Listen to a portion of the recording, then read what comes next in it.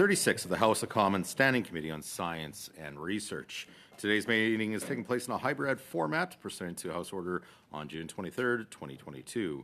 Members are attending in person in the room and remotely using the Zoom application.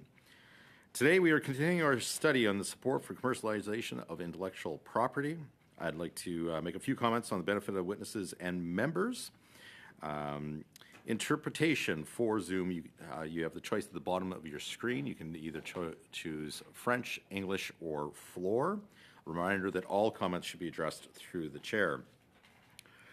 In accordance with our routine motions, I am informing the committee that all witnesses have completed their required connection test in advance of the meeting. I'd like to now welcome our two witnesses that we have for the first panel, and one will be online and one will be in person. They will have 5 minutes opening statements, and then it will be followed by some rounds of questioning. Opening statements, we're going to start with online. Mr. Schwalenen, if I'm pronouncing that right, the floor will be yours for 5 minutes. Please do your best to keep it within 5 minutes. I'll try to get your attention once we get to the conclusion of your remarks to hopefully speed it up. So if you would, the floor is yours for 5 minutes. Thank you, Chair. I'm Daniel Schwanen. I'm the Vice President of Research at the C.D. Howe Institute. And I thank you for the invitation to appear before this committee. Commercialization can be seen as the point where innovative ideas come to fruition to create or sustain economic activity and jobs. And in that sense, commercialization certainly builds on prior research and innovation, but it's the part where research and innovation visibly benefit Canadians more broadly. Research and innovation are very important foundations to the success of commercialization, but they're not the only ingredient. Successful commercialization requires capital, access to markets, and a strategy to manage and protect intellectual property. As you have no doubt heard, Canada has made progress on all these scores. Successful commercialization also requires management skills, design and marketing skills, branding acumen, a strategic vision for growth, knowledge about opportunities and about the competition. And it requires that the people who possess these skills and capabilities want to use them from a Canadian base. And we also need a system that rewards commercialization. Le Canada est en fait un exportateur net. Canada is a net exporter of ideas. We have a significant surplus in our balance of payments for research and development. You can think of many multinational firms that employ products for those companies. Canadians do research here in Canada. Research is then used to create newer, improved products. These are exports of ideas, if you will, that create good-paying jobs, for the most part, here in Canada, but also help to build intellectual property held elsewhere. It's well known as a net payer for the services of intellectual property that such research or other creative or innovative activities in Canada or elsewhere help generate. For example, royalties or copyright payments. That is because the IP for what we use in this country and what our trade partners use commercially is, on the net, owned outside of Canada. This combination of trade surplus in research services, the ideas, but net services in paying for the use of this of intellectual property that research helps create, not only puts Canada in the same category as Turkey, Argentina, and India, but even among these countries, we're kind of an outlier.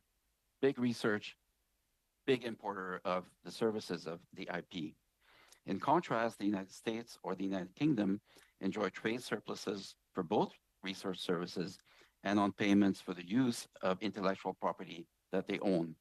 Countries like Denmark, Finland, or Sweden actually import research services from abroad on the net, but they own the IP and they generate surpluses that way.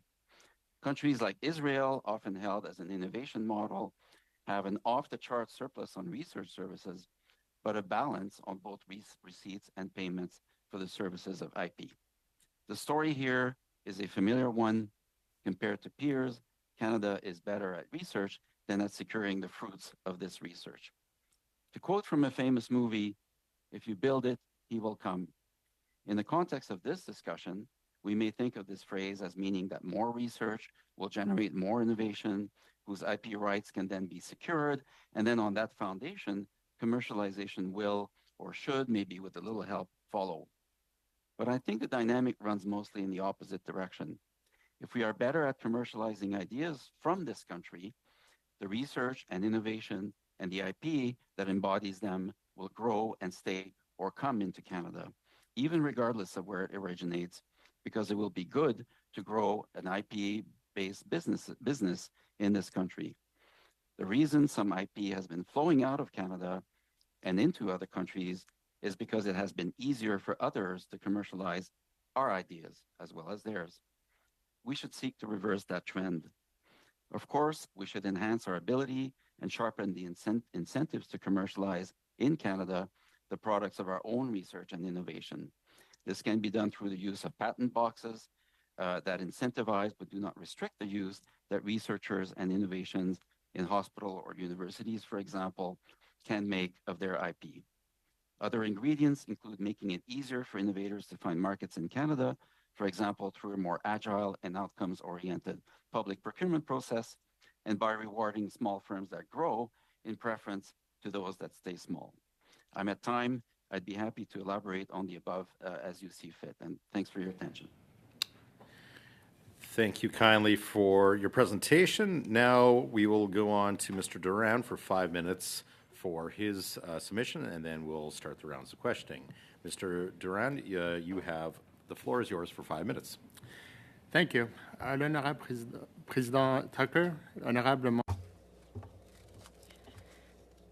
Mr. Chair, Honorable Mr. Tucker, honorable members of the committee, I'd like to thank you all, including member Maxime Blanchet-Jonca, for the invitation to present our views before this committee. Created in 2001, our association is a not-for-profit whose aims are to raise awareness and educate companies, including startups and SMEs, about IP, so that they have basic knowledge to succeed and understand how to leverage their assets, IP, data, and confidential information. And secondly, to facilitate connections or networking because between investors, entrepreneurs, and companies with the right IP and commercialization resources. Since December 2021, we have been an observer member at the World Intellectual Property Organization, and I'll come back with some more comments on that towards the end of my presentation. We're supported by our members such as BDC, Alexa, InnoQuanto, law firms Bold, New Edge, Deloitte, and MVIP.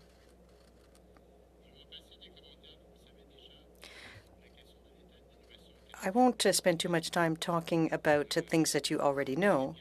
We all are aware of comments made by Senator Deakin and Jim Hinton, who talk about Innovation qui a été publié dans le Financial Post le 6 mars. Why we must abandon Canada's troublesome approaches to innovation, which was published in the Financial Post earlier in March, and comments by Aaron Shull, Managing Director and General Counsel of CIGI, who talked about the issue of national security policies, which date back to 2004.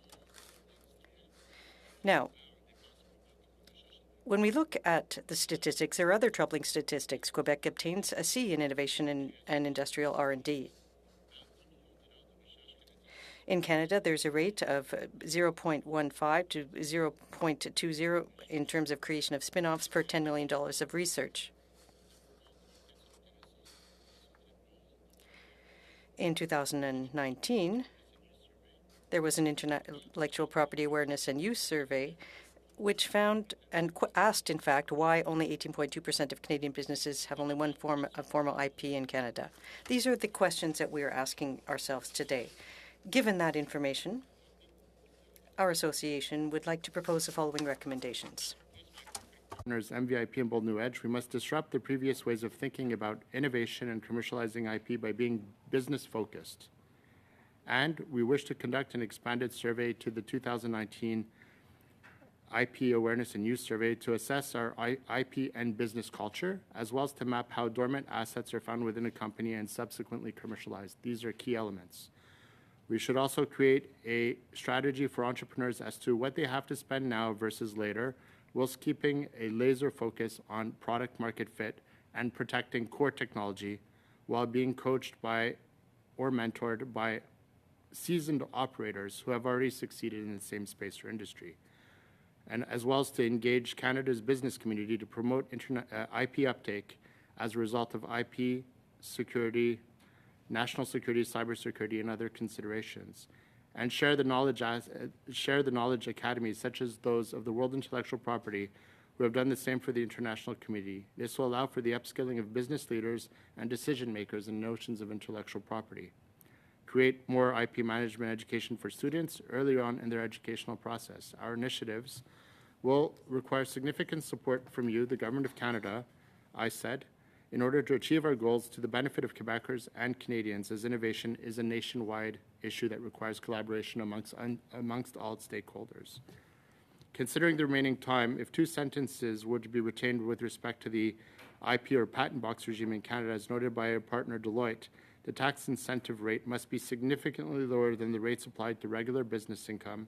The preferential tax rates is meant to provide firms with a stronger incentive to innovate and commercialize the innovations domestically. In conclusion, as observer member of WIPO and our excellent relationship with them, we would like to ensure Francophone and Anglophone representation throughout North America. We work closely with WIPO's IP and innovation ecosystem sector under the direction of Assistant Deputy Director Marco Alaman and Joanne Belil, the former CEO of the Canadian Intellectual Property Office. This allows us to create particular synergies between Canadian businesses, startups, SMEs, and established businesses within the provincial Quebec, as well as with the Canadian and international innovation ecosystems, when people are encouraged to invent and to create. Also, the relationship with WIPO allows us to promote Canada, which is already seen as a leader through BDC on its contributions to IP on the international stage with respect to IP-backed financing and funding for women through the Thrive platform, which will be further discussed in an upcoming FORPIC article that will be appearing in WIPO's special edition commemorating World IP Day, April 26th, under the theme Women and IP, Accelerating Innovation and Creativity, as we tackle the gender innovation gap, wherein it was reported by WIPO that only 1 in 8 AI inventors in Canada is a woman. FORPIC's next event is on May 10th, and we look forward to receiving the government's support so we can fulfill our goals and mission, which are to the benefit of Quebec and Canadian IP, business, and innovation ecosystems. If you have any questions, of course, feel free to ask them in the language of your choice. Thank you very much. Thank you for that. Now, with our 6-minute round, we'll start with MP Williams. Mr. Williams, you have the floor. Thank you, Mr. Chair. Thank you for our witnesses for attending today. Mr. Schwanen, you were getting into some really great recommendations, so I want to hear those recommendations again, particularly patent boxes, faster procurement, rewarding firms that grow. Can you please just touch on those with a little bit more detail? Yes, and here I would refer to a recent publication of the Institute, our shadow budget for 2023, and I think Mr. Durand referred to them as well. The idea of a patent box, where you would get essentially the tax benefit of using intellectual property to build a Canadian business, and so whatever income you derive based on that, you would get a lower tax rate than the general tax rate for a while. And there's a way, as we explained in that document, of maximizing that benefit so that it encourages the use of IP for commercialization, for an innovative business, while costing the government a not insignificant amount of money, but you don't give a zero rate either. There's a certain balance where you get the benefits and you don't cost in terms of revenue, but we estimate that the cost would be $500 million annually to the federal treasury of this measure. And on encouraging small businesses, to grow, that's it's actually a very difficult proposition.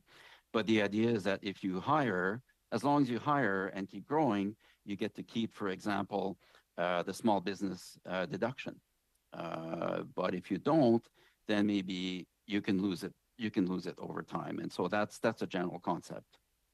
You spoke about some of the better practices, so the Americans, the Scandinavians. What are they doing differently than Canada in order to encourage business growth, to protect IP, and to build patent boxes? I think that the overarching comment I would have regarding all these countries is that they're really into commercializing ideas, and they're not necessarily their own ideas. They're ideas from all over the world. They have research labs elsewhere, including here in Canada, that produce these ideas. But what they do is that through tax incentives or maybe more to the point, incentives to grow or an environment where they can more easily grow a business and export and bring talent from all over the world. Not that we can't do that here in Canada, but they are incentivizing the presence of businesses in their countries that then gather IP from locally, but from all over the world, and can create a business, create products, goods and services that are then sold all over the world. So they each have a different recipe, so I don't want to generalize, but the whole idea is on commercialization, they have a greater laser focus on that. Thank you, sir. Mr. Durand, one of the ways to build a better innovation environment is through mentorship. And I think you're well versed on mentorship. And so I'm going to ask you, how do we use mentorship and to increase the growth of businesses in Canada? And what role does the federal government have when supporting mentorship with businesses? Thank you very much for your question, Honourable Williams. Before answering that question, I just wanted to complement the first response to my colleague, Mr. Schwasson.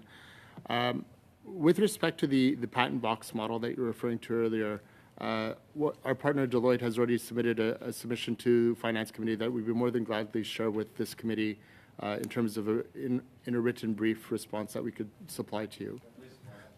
Thank you very much. And with respect to the other question that had been asked with respect to the models or other countries we could look forward to, and I think that will intersect with the response that I'm going to give you, is that at FORPIC 2021, we were asking ourselves the same questions in terms of international models.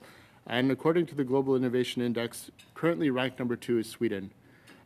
Sweden and the Swedish incubators and science parks have already disclosed their secret sauce, as mentioned by Sandra Ruda and Christian Wersen, who explained what are the 8 ingredients to create a strong innovation system. And one of them was Swedish culture, knowledge nation, public-private partnership, soft and hard management, how HR companies or how HR looks upon their inventors, how they promote inventions, innovation within their companies. There's the Swedish model, a high level of digitization, the startup nation, and I'll get to that point very quickly, as well as open innovation and collaboration, because there's a lot of collaboration amongst many stakeholders within their system. So the emphasis that they have placed on is on the pathos of giving back, where successful entrepreneurs, operators, like Skype, have given back to the community, not in terms of their ability to share their knowledge, but also in terms of the financial resources that they provide. And this was formed part of a study that was going back to 2003 called The Entrepreneurial Effect of Giving Back, was the object of a paper by Mr. Stewart and Sorensen in 2003. And that article was called Liquidity Events and the Geographic Distribution of Entrepreneurial Activity. This is something that I would inspire ourselves on, and as well, it was something that was written about as well by our colleagues, the editors, Martin Bader and Sivim Suglu Melkors in their recent book called Intellectual Property Management for Startups, which responds to a lot of these questions, and in their chapters, in which we were also a co-contributing authors, as well as Lally Remontilia from the BDC, as to how they could promote the system. So going back to the question of operators and how the federal government of Canada obviously is maintaining relationships with the businesses that have succeeded in terms of how they have managed to grow, scale their companies, having a laser focus on product market fit. Those are the people that we should be looking for, building those relationships and having them mentor and coach the small, medium-sized businesses as well as Canadian startups through the Elevate IP Fund as well, of course. Thank you, sir. Appreciate it. Thank you so much for that. Now on to our next MP. We have MP Salsa for 6 minutes. Thank you, Mr. Chair, and thank you to both witnesses. I appreciate your deliberations and your concern for IP patents and commercialization and the scaling of our domestic businesses so that we have greater success as we go forward. And I also appreciated, and I understand from you both, that part of your recommendations are around ensuring that there's greater synergies, greater cooperation amongst the private sector as well as government to facilitate and inspire some of that engagement. And I appreciate also the discussions around the tax incentives by which to try to inspire greater activity or motivation to do the same. But I'm also sensitive about government acting with greater care and not adjudicate deals, right? I mean, that's not our part, especially as we go forward with the investment of some of these patents and trademarks. And I recognize, I think you all talked about the Global Innovation Index, where Canada does rank in the top 15, which is not a bad deal. And we are, I presume, now engaged quite frequently in new innovative areas of AI and so forth and quantum research, and that's all very encouraging. So there's a misconnect. There's a part of worry that we all share, is that we ensure success for those investments. So can you, on the one hand, comment what we are doing as a government? Like our concern here in this committee is, what should government do? What part are we playing that enables the industry to succeed while emulating what happens in Australia or UK or the US? They're broader markets, they're bigger.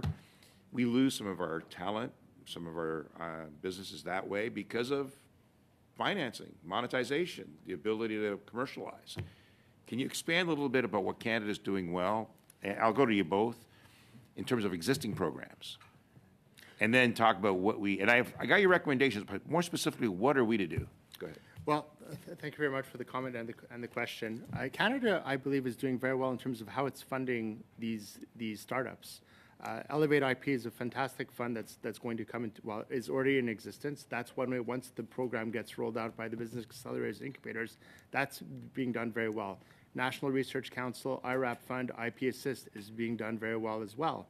It's the question is more the messaging to the business culture, the business community that needs to understand the value of intellectual property and how it can grow on that IP.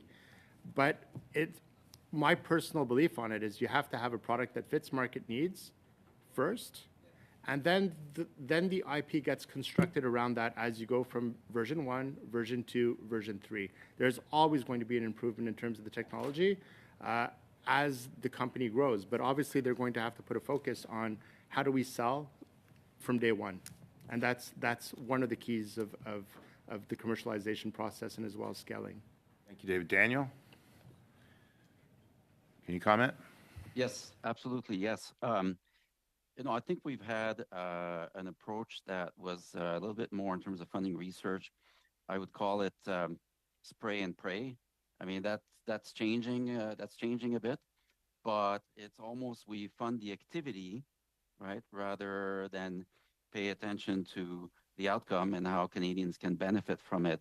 And so a lot of the things, don't get me wrong, we're already doing a lot of things, and this committee has heard about better protection for IP, upskilling business leaders. This is hugely important. It's often not appreciated that successful U.S. business leaders, for example, tend to have a higher degree of education than our Canadian business leaders. All these sort of soft aspects to it, to commercialization, really come into play, entrepreneurship, and so on. And so, but there are some hard factors as well. Canada is not doing well at all in terms of capital investment, and we know that capital investment is almost in symbiosis with commercialization and innovation. The two work together. It's a very bad symptom if we don't have investment in this country. So we should look at, of course, tax rates, and we should look at maybe depreciation rates for capital. All these things, although they're like general policies, they will contribute to the use of IP in this country and to the commercialization of IP in this country. So we have a bit of a problem, I think, with some of these soft skills, entrepreneurship, but we're also not really rewarding investment as well as the commercialization of IP as much as I think other countries are doing. So, Daniel, how do we compare against Australia with our tax benefits or tax incentives? That I don't have the numbers here. Compare with the UK. You don't know? No, I don't have the numbers handy, but we did do. What I'm trying to get to is there's obviously greater risk taking from foreign jurisdictions when it comes to these capital investments. We have huge pension companies in Canada that are investing outside of Canada, for that matter. And yeah, we would like to see more of that happen here internally. We would like to see the monetization of those opportunities stay domestic. Yeah. So I'm just wondering if, like, I have a pretty good sense that we're pretty like we have a competitive tax system when it comes to new venture deals and IP. But I just wondering, do you know, David, how we compare to Australia or UK? Unfortunately, I don't have those statistics either, and I could ask upon my partners at Deloitte if they have that type of information available. We're all open to ideas to prevent. I'm sorry, Mr. Salsa, we But are thank out you of very time much, by Chair. over a bit. I don't like cutting off witnesses, but I will cut off MPs when they go over their allotment of time. Now, for 6 minutes, we have MP Blanchette. Merci, Monsieur le Président. C'est un plaisir de vous retrouver sur cette... Thank you very much, Mr. Chair, and it's nice to see you back in the chair. I'd like to thank the witnesses for coming this morning. My question is for Mr. Durand. Thank you for being here in person. Your organization works to create a link, if you will, between intellectual property and the various stakeholders. Now, that also includes entrepreneurs, companies, researchers, investors, incubators. I'd like to know, apart from your forum, are there other places in Quebec and Canada where these that provide the same type of service? Well, thank you for your question. To my mind, the answer to that question is no. What we try to do is increase funding for the not-for-profit sector. We are spreading outside of Quebec, across Canada, and we look at all of the stakeholders involved in the innovation ecosystem. Having said that, I think that with our model, we can bring players together into a room, for example, important actors for the ecosystem, and that's what we need to keep doing. We need support from other groups, the incubators across the country, who they provide their opinions, and that's a very important component as well to promote Canadian innovation. Thank you. Well, Mr. Durand, you're heading right towards my next question then. What kind of impact could better communication and collaboration among these groups have? Well, to my mind, we need to look at the model. We need to have collaboration. If, for example, there could be something like an IP stock market.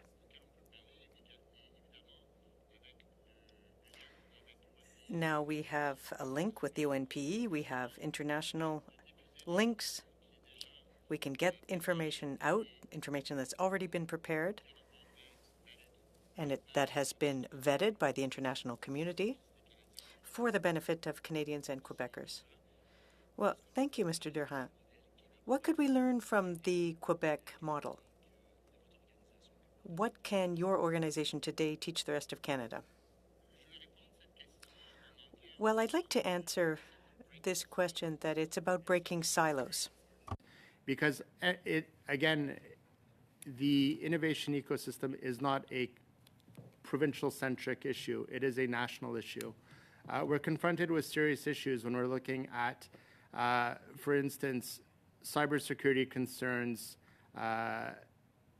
acquisition of intellectual property, Canadian intellectual property. And Aaron Scholl and myself raised the issue because we're looking at what they call front door and back door techniques to the acquisition of Canadian intellectual property. Front door being the simple, a foreign player acquires Canadian IP through legal channels by merger and acquisition, purchase asset agreements, not stock option, but share purchase agreements. And they acquire all this wonderful IP and they're able to bring it to their own jurisdictions. That's one. And obviously the backdoor techniques is where we have more issues of rogue actors that are embedded within companies and that are able to take Canadian intellectual property as well. So these are concerns and these are things that have to become front and center. And that's why when we're looking at all the stakeholders across Canada, obviously the voices of Canadians from coast to coast is extremely important. And that's something that we're privileging through FORPIC. Merci, M. Durand. J'enchaîne sur une question très importante. Well, thank you. This takes me to another question about economic development. The amounts of investments in the private sector in Canada represent only 0.81% of GDP in 2019, whereas on average in other countries that are members of the OECD, it's 1.67. Canada ranked at 24th among the OECD countries based on that indicator. 24 out of 37. In my books, that's not very good. It's not very strong, and I'd say it's not good. So that needs to be improved. How can you explain this catastrophic performance by Canada in this area? Je peux y aller, Monsieur Durand, ou c'est... Either of you. Oui, allez-y. Je pense qu'il y avait une Oui, intervention. je m'excuse, hein, j'ai pas... D'abord... Well, first of all, we have to be careful because Canada is a dispersed country, if you will, in terms of economic activity. Let's look at Ontario and Quebec, for example. They would rank much higher compared to other OECD countries. So I just wanted to make that clarification. Now, if there were a way of turning research and development into economic activity, there would be more. So we need to look at the Quebec model, the patent system there that they're working on and experimenting with. If we applied that to the rest of Canada, that could be a solution. And I'd also like to point out that there are public markets. That's a very important part of incentives for innovation. So if you have a hospital network that isn't open to receiving innovative local products, well, they will go abroad, for example, and they might well go and do the research abroad as well. So there are many reports have been published on this very topic. Mr. Schwanen, I need to interrupt you because I want to go on with my next question. Thank you for providing those nuances. That is way over our time C'est limit dommage, of 6 Monsieur le minutes. Président. So unfortunate, Mr. Chair. Member MP Canning for 6 minutes. Well, thank you, and thank you for both of the witnesses here before us today. I'd just like to follow up on that conversation with Mr. Schwanen to talk about, Canada's record in IP development, why countries like the United States are far ahead of us, whether it's something to do with the culture of the private sector. In our last meeting, we had before us Robert Asselin, I think his name was, Business Council of Canada, Robert Asselin, who put forward the idea of Canada investigating DARPA-like models, DARPA being the Defense Advanced Research Project Agency, I think, in the United States, which involves, government and private sector, getting together and really focusing on certain areas.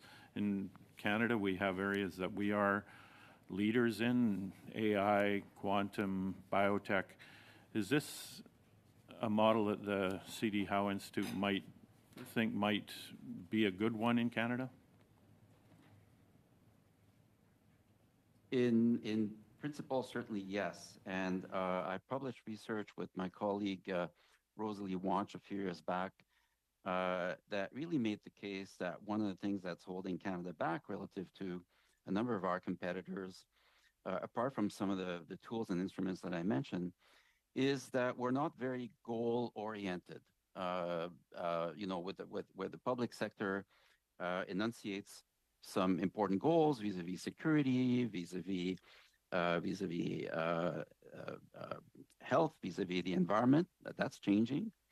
Where we bring together government, our researchers, and private firms and governments to actually find solutions. We mentioned Sweden, we mentioned the United States. There is such a thing as innovation marketplaces, where you basically go online and you basically say the government or a public agency or the equivalent of Hydro-Quebec in Sweden is saying, I'm looking for solutions to this. This is my problem. How about call to all entrepreneurs or people just with ideas to come and give us their idea, and we're going to make them come to fruition. So it's that kind of collaboration that I agree, a goal-oriented collaboration that really could be very, very, very, very helpful. And in Canada, we're behind in a number of things: green technologies, supply chains. Talk about Australia, talk about Europe, and we need to come around these goals, and then the innovation will come, and the businesses that can grow from this innovation will come as well. Mr. Durand, do you want to comment on that as well, or? Sure, Honourable Cannings. The idea that's being presented by C.D. Howe in terms of the IP exchange, I believe, is a very good one as well. I know that the World Intellectual Property had made the green exchange as well, just to be mindful of the quality of intellectual property that finds itself on the exchanges. Obviously has to be verified by those that want to use those type of services. How much time do I have? 2 minutes and 20 2 minutes. Okay, seconds. lots of time. Mr. Durand, you mentioned in passing dormant IP, and I was just wondering if you could expand on that and how that fits into this question and where Canada might benefit by waking that up. No, absolutely. Thank you for the question, and it's something that Bold New Edge and MVIP are and as well as Fort Pickard in communications with ISED, as well as with the IP business and ecosystem as well, because it is good. It would be a good practice for companies to do verifications from time to time to see if they're not missing something that might be of value, that might be commercialized. And that is why we've with our partners, we've started circulating a new type of survey that would allow to be able to identify and to detect records of invention that are able to be commercialized if there is, again, the market product fit that we were alluding to earlier. Right, and one last thing, you mentioned women in IP and how women are lagging. Is what is being done to turn that around?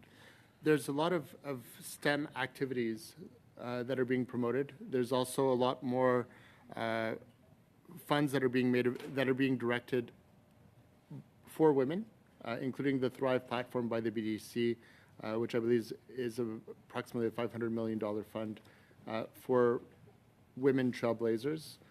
In our upcoming article that's being published in the World Intellectual Property Office magazine, we're also storytelling in the sense that we're putting a spotlight on two researchers from the University of McGill, University of Montreal, that are supported by Axelis as well, and putting their technology at the forefront so that it could inspire more women in the field, any field, not only AI or through information technology. And it's important to have good role models as well, and that's something that we're promoting, that FORPIC is promoting. For instance, there's one on Histern, and the other one is by Histern is by Professor Sarah Kimmins, and also by Professor Mayo, who has designed another walking aid as well. Thank you. Thank you so much. Now moving on to our 5-minute round, we have from the Conservatives, MP Lubb. For 5 minutes, the floor is yours. Thank you, Mr. Chair, and thank you for the witnesses that are here today. One question I want to ask, it's not a Canadian question, although you can draw parallels to it. It's what's currently happening in the tech sector in the United States, where you see what has been traditionally, say, New York and the Silicon Valley are now moving to Austin, Texas, and to Miami. And the reason isn't the climate, it's because of regulation, taxation, both at the corporate level and the personal level. And I'm just wondering, if we draw the same context to Canada, are we competitive? Are we, like, it just seems to me like there's more taxes, there's more regulation, and I'm not trying to be political here, it just that's the way it seems. And I'm just wondering if either one of you can provide any context to that. Like, is that an impediment to innovation, to commercialization of innovation?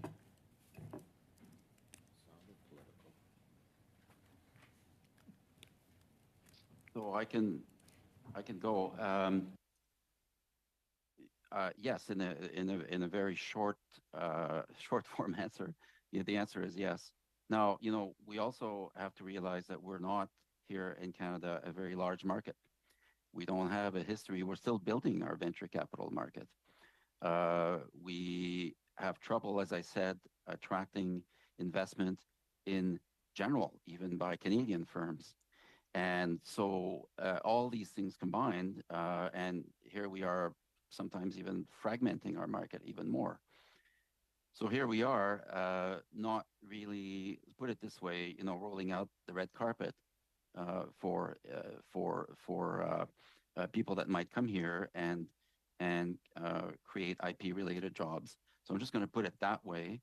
And absolutely, incentives matter, but also so do, of course, quality labor force, which we have. And the idea is to turn this high-quality labor force into investment opportunities that investors will want to capture. But yes, the whole it's a whole. I can't point to a single part, but it's a whole. Yeah. I just want to touch on another topic, just because you mentioned financing, and I know Mr. Sousa mentioned that as well, and he was a finance minister in the province at one time, and so he would be well versed in this. But recently, when Silicon Valley Bank ran into their trouble, okay, I was amazed to find out that there was about $400 or $600 million in loans, Canadian loans.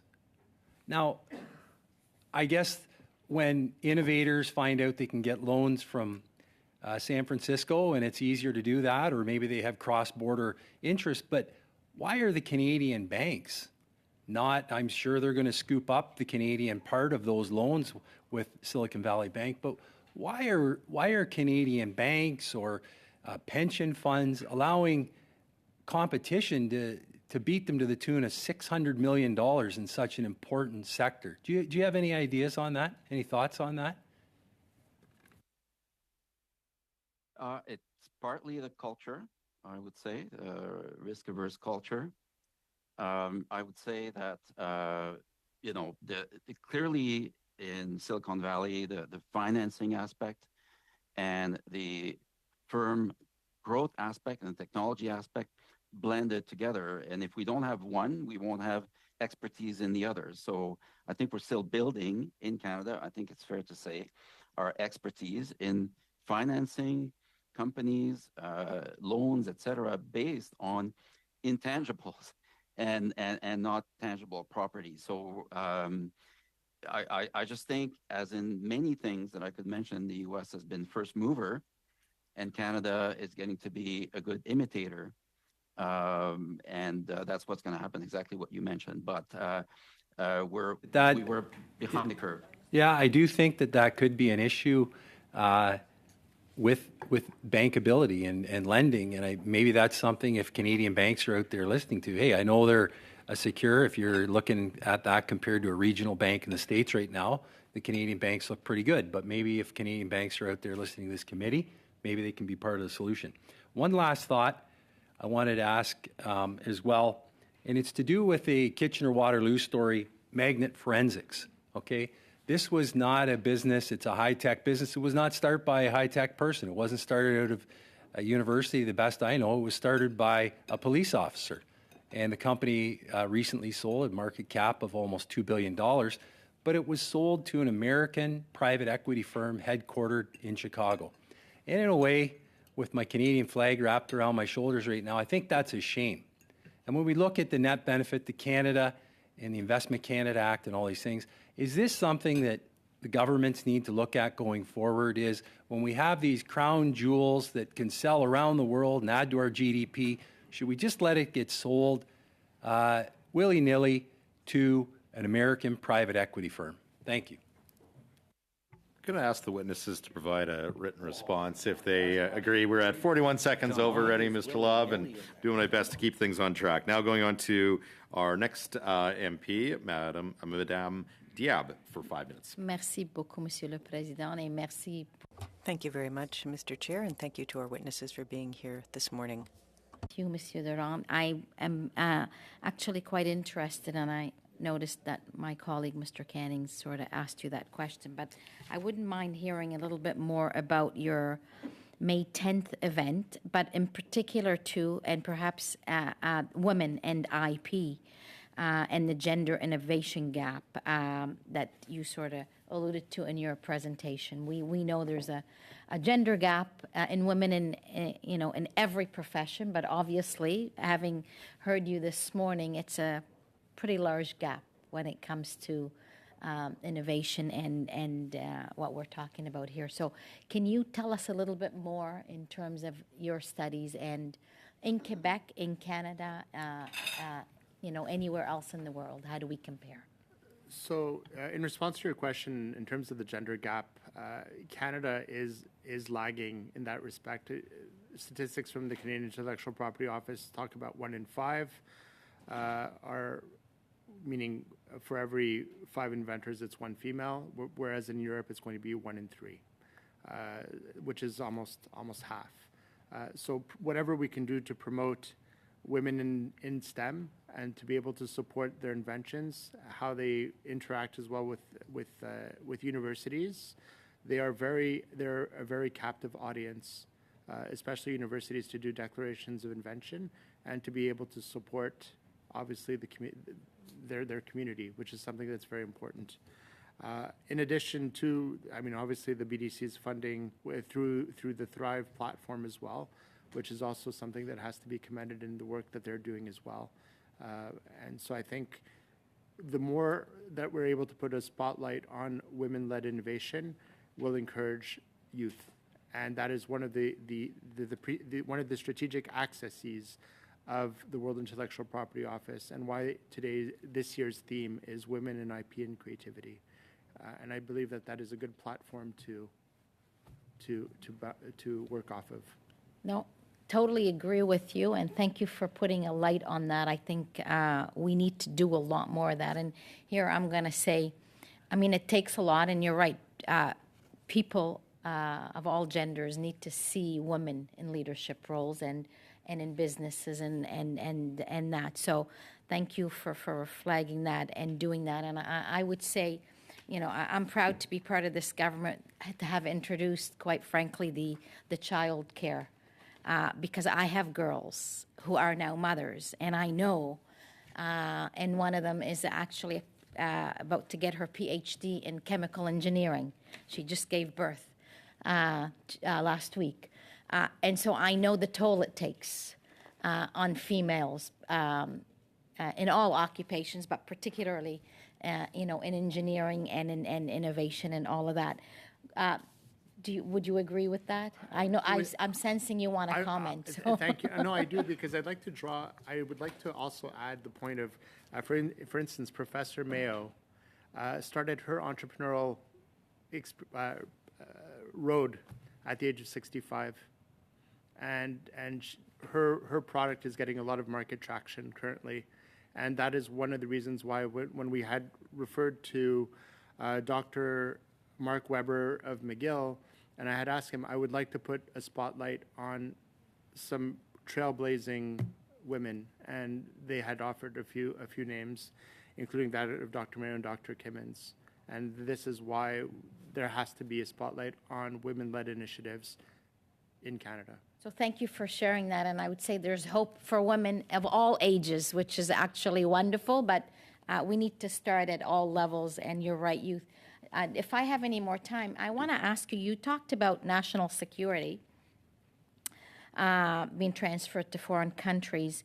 Under the Investment Canada Act, investments from foreign investors are subject to the ICA review, including in sensitive sectors which receive enhanced scrutiny. And Bill C-34 that was introduced updates the national security review process of the ICA, including a new requirement for pre-implementation filing.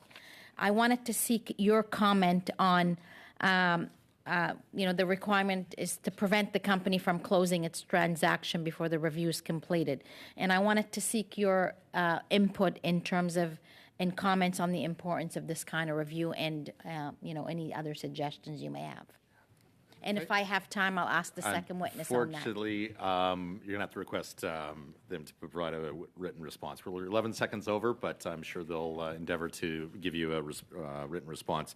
Now, moving on to the last panel, it's a 2.5 minutes round for MP Blanchette. Floor is yours. Merci beaucoup, Monsieur le Président. Et vous savez... Well, thank you very much. Gender discrimination is an important issue, but I'm also concerned about the scientific ecosystem in Canada. I can tell you, Mr. Chair, that I'm not proud of the government.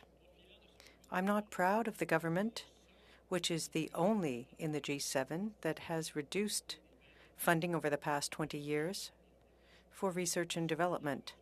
I'm not proud of the government that didn't increase scholarships for students, for young scientists, for our students over the past 20 years. Mr. Chair, I'm not proud to have to say that we're the only country in the G7 that has lost researchers over the past 6 years. There's nothing to be proud of. And when we talk about pride, I'd like to try to encourage some of my colleagues to understand the importance of scientific research in Canada. Not just words. I want to see action. And there's a lot of work being done in the U.S. Here are some things that they've done over the past, in the next 5 years, rather, in the United States under the CHIPS Act. The National Science Foundation, which is the largest research fund in the U.S., will double. And, Mr. Durand, how will that affect competitiveness here in Canada if the federal government doesn't significantly increase its investments in research and development? That's an excellent question, but unfortunately I don't have an answer to it. What I can say, however, is that I don't think we should be looking at the U.S. market as a source. Quebec has already taken steps, excellent steps, with the Innovation Council in Quebec. with Mr. Luc Sirois. So Quebec is positioning itself as a leader in the innovation space. And the the rest of Canada can draw some inspiration from it. While you're talking about initiatives in Quebec now, this is the federal government we have before us. There isn't an innovator-in-chief in Canada. That might be a good idea to create a position like that, like the chief scientist. But thank you. Thank you for your answer. Thank you for being here today. Going on to the last member of Parliament, MP Cannings. The floor is yours for 2.5 minutes. Well, thank you. And I'd like to ask Mr. Durand a question about, one of the recommendations that you put forward here is to create more IP management education for students earlier in their education process. And I assume you're talking about university education here. And you're talking about the business community, so these are business students. What we've been hearing is a lot of the IP developed by university students obviously happens more in the sciences and technology parts of university faculties. And do you propose that IP education to be provided to those students, because they're the ones that are going on to do the research, create the IP in large part, and they're the ones that need to know that.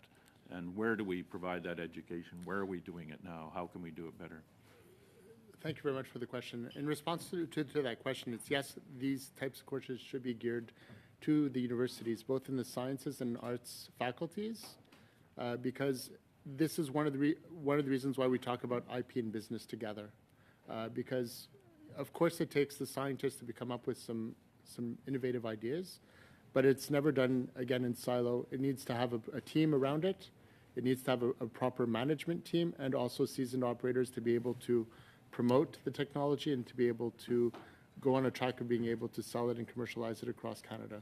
But in terms of the education, yes, this is something that, for instance, I teach at the University of Ottawa in the Faculty of Law, but the captive audience has to also be in business schools so that they get to understand the intricacies of intellectual property and how it's manipulated in the sense of how it's being able to be used and leveraged as well. So this is an important part of our mandate to educate as well.